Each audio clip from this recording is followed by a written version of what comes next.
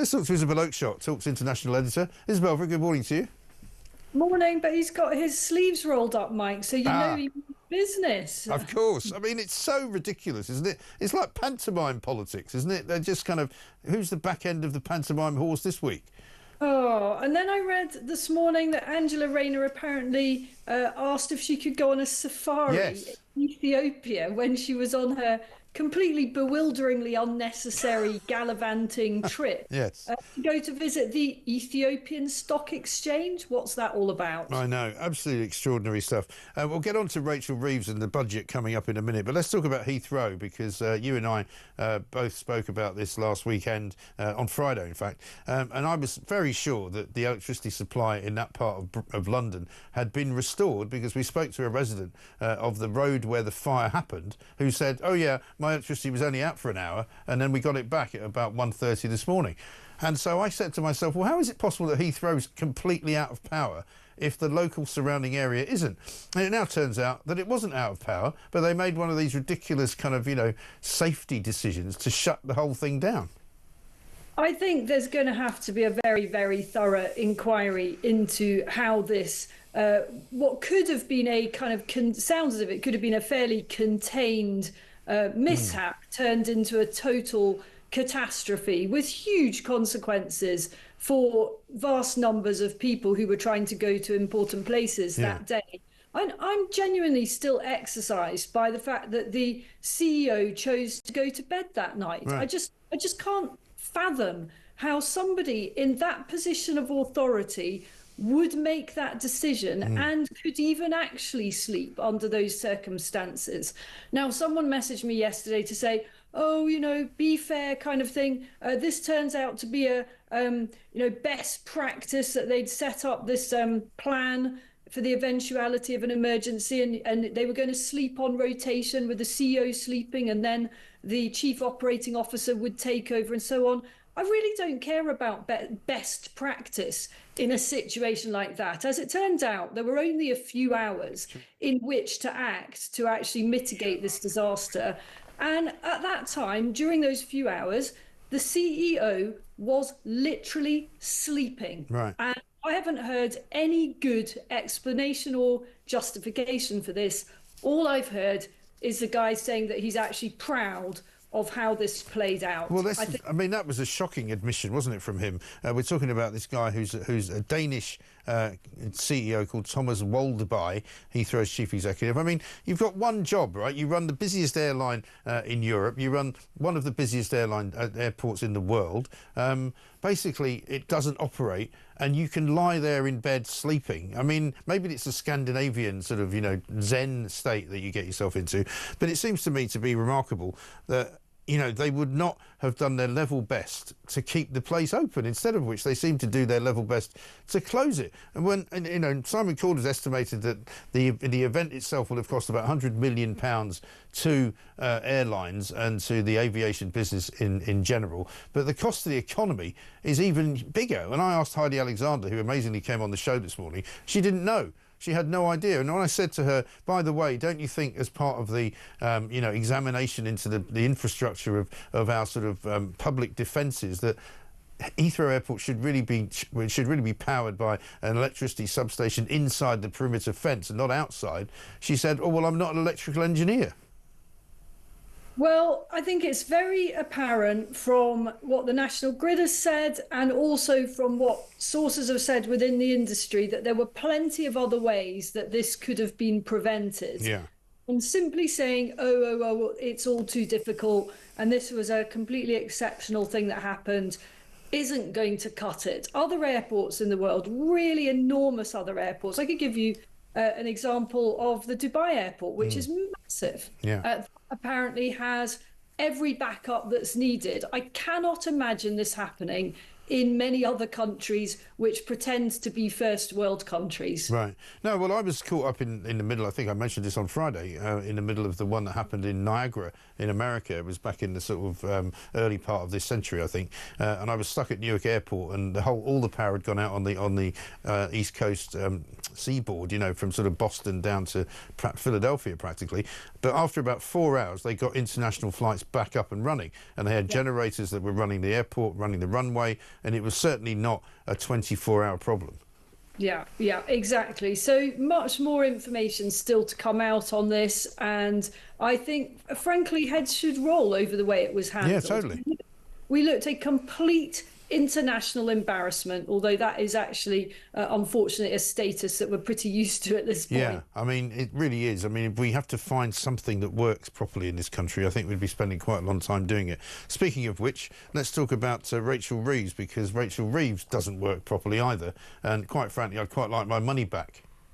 I always want my money back, Mike, when it comes to any taxes that are being squandered, and I'm afraid they are squandered on an industrial scale in our country. I mean, she just talks nonsense, doesn't she? And there's a real issue over her judgment, I think.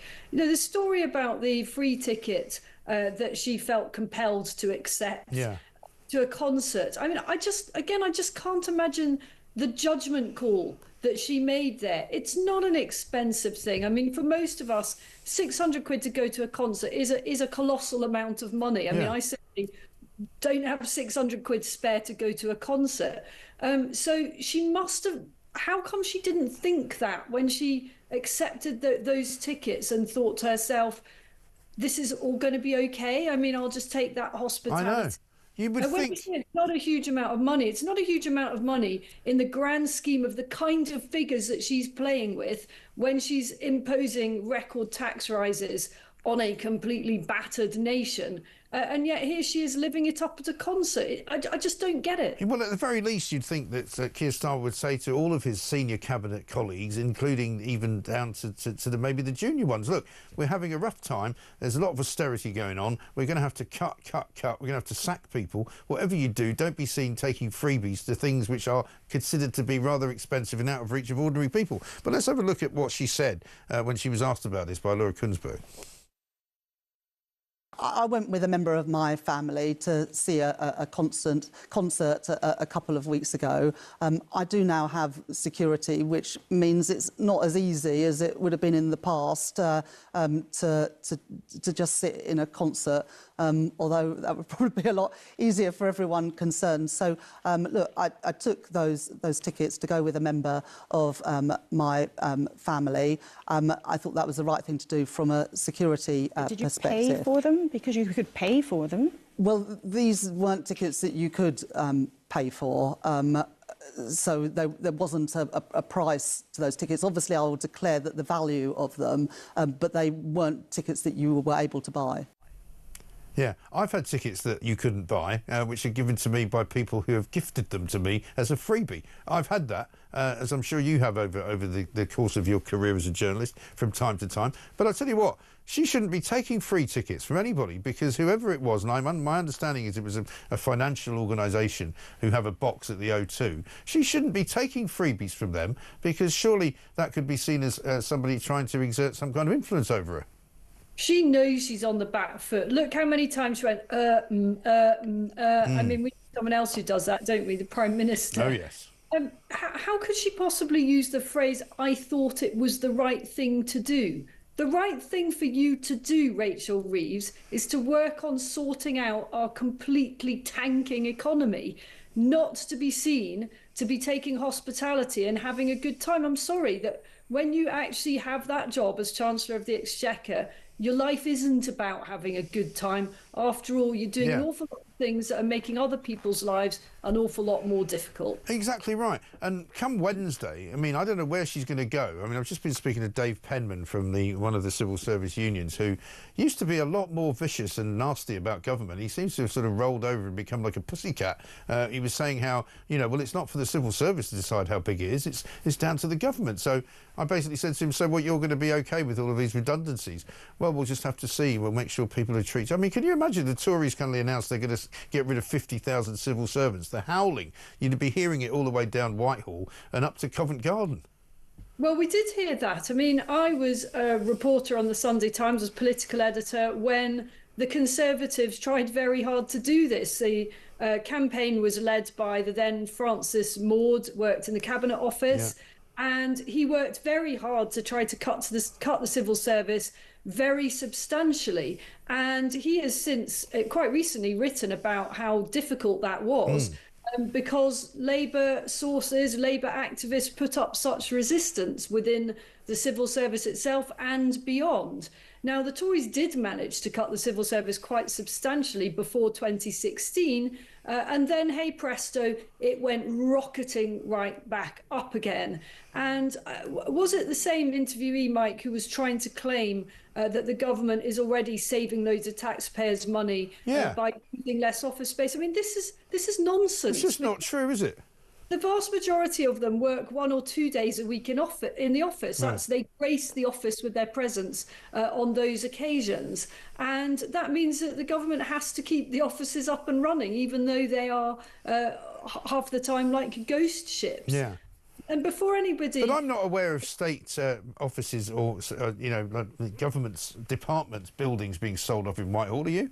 None at all, none at all. I mean, if that is the case, then it is a very exceptional story of a government triumph that they're not actually trumpeting. And since they spend the whole time trumpeting triumphs that aren't actually real, I think we'd have heard about it if they're selling flagship buildings on Whitehall for multi-hundreds of millions of pounds, because these are vast buildings, and I'm sure they're worth a huge amount. He made an example, but I think that example dates back absolutely years ago. Yeah, absolutely right. I can't imagine what she's going to do on Wednesday to even save her own job. I mean, it looks very much, from what we're reading this morning, the skids are very much under Rachel Reeves. I mean, do you think there's a possibility that Starmer will finally, even though people have said, oh, no, we can't get rid of her, really, because it will be a bad reflection on him, I think we're beyond that now, aren't we? Oh, I'm not sure we are beyond that, unfortunately. I mean, it's easy to be proven wrong rather quickly, but at the risk of that, I would have said he'll hold on to her for a good bit longer. He might hold on to her until we are demonstrably in recession. Here's hoping that doesn't happen to the UK economy. I mean, if we do go into recession, that would give him a very good basis, as if any more were needed, to shuffle her out of that position. But I think he will wait until those economic indices come in. Hopefully they won't, but I mean, I just see that we're heading in that direction, or at the very least just flatlining. And the idea that they're doing everything to get growth is just a nonsense, isn't it? Well, of course it is. Absolutely right. Good to speak to you, Isabel Oakeshott. Thank you very much indeed. Talks international editor.